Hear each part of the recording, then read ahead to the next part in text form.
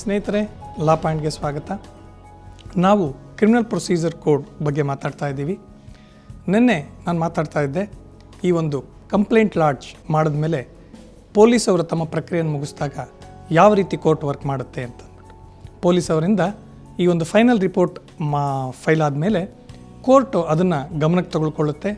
ಪೊಲೀಸರು ಫೈಲ್ ಮಾಡಿರೋ ಯಾವುದೇ ರಿಪೋರ್ಟ್ ಇರ್ಬೋದು, ಅದನ್ನು ಕೋರ್ಟ್ ಒಪ್ಪೋದು ಬಿಡೋದು ಅದರ ಡಿಸ್ಕ್ರಿಷನರಿ ಪವರ್ ಆಗುತ್ತೆ.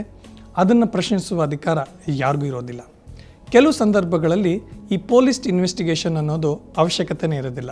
ನೇರವಾಗಿ ಅವರು ಏನು ಮಾಡ್ಬೋದು, ಕೇಸ್ನ ಅವರು ಕೋರ್ಟ್ ಅಕ್ಸೆಪ್ಟ್ ಮಾಡುತ್ತೆ. ಉದಾಹರಣೆಗೆ ಬೈಗ್ಯಾಮಿ ಅಥವಾ ಚೆಕ್ ಬೌನ್ಸ್ ಕೇಸ್ ಅಥವಾ ಡಿಫಮೇಷನ್ ಕೇಸ್, ಮಾನನಷ್ಟ ಮೊಕದ್ದಮೆ, ಈ ಥರ ಒಂದು ಮೊಕದ್ದಮೆಗಳಲ್ಲಿ ಅದು ಅಪರೆಂಟ್ ಫ್ರಮ್ ರೆಕಾರ್ಡ್ ಎಲ್ಲರಿಗೂ ಗೊತ್ತಿರೋದ್ರಿಂದ ಮತ್ತೆ ಪೊಲೀಸ್ ಇನ್ವೆಸ್ಟಿಗೇಷನ್ನ ಅವಶ್ಯಕತೆ ಇರೋದಿಲ್ಲ.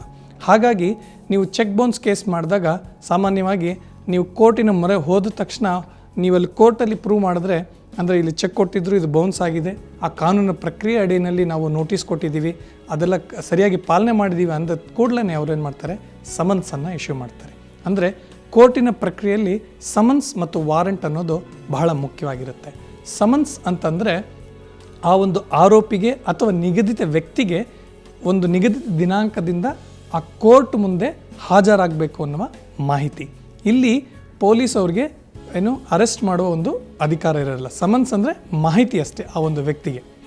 ಆದರೆ ವಾರೆಂಟ್ ಅಂದಾಗ ಆ ಒಬ್ಬ ವ್ಯಕ್ತಿ ಸಮನ್ಸ್ಗೆ ಬೆಲೆ ಕೊಡದೇ ಇರುವಾಗ ಅಥವಾ ಆ ಒಂದು ಅಪರಾಧಕ್ಕೆ ಆ ವ್ಯಕ್ತಿ ಖಂಡಿತವಾಗ್ಲೂ ಕೋರ್ಟ್ ಮುಂದೆ ಬರಲೇಬೇಕು ಅನ್ನೋ ಒಂದು ಸಂದರ್ಭ ಇದ್ದಾಗ ಏನು ಮಾಡ್ತಾರೆ, ಕೋರ್ಟು ವಾರೆಂಟ್ ಇಶ್ಯೂ ಮಾಡ್ತಾರೆ. ವಾರೆಂಟ್ ಇಶ್ಯೂ ಆದಾಗ ಆ ಪೊಲೀಸು ಅವ್ರನ್ನ ಅರೆಸ್ಟ್ ಮಾಡ್ತಾರೆ. ಅರೆಸ್ಟ್ ಮಾಡಿ ಕೋರ್ಟ್ ಮುಂದೆ ಪ್ರೊಡ್ಯೂಸ್ ಮಾಡ್ತಾರೆ. ಇದೇ ರೀತಿ ಹಲವಾರು ಕಾನೂನು ವಿಚಾರಗಳನ್ನು ನಮ್ಮ ಮುಂದಿನ ಸಂಚಿಕೆಗಳಲ್ಲಿ ನೋಡೋಣ ಸ್ನೇಹಿತರೆ. ನಮಸ್ಕಾರ.